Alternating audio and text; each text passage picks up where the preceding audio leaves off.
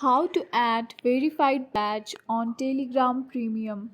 Hello everyone, this is a Hazel here to assist you today. Without any delay, let's get started. First of all, open Telegram application on your device. Tap on this three horizontal line, and to get the verified badge, you have to get the Telegram Premium.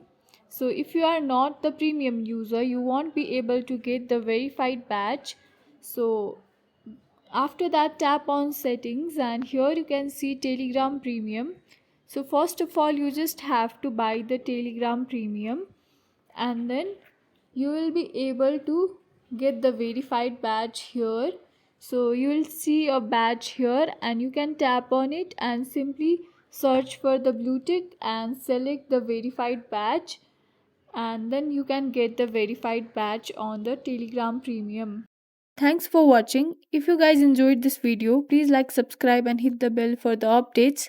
That's all for now and I'll catch you in the next one.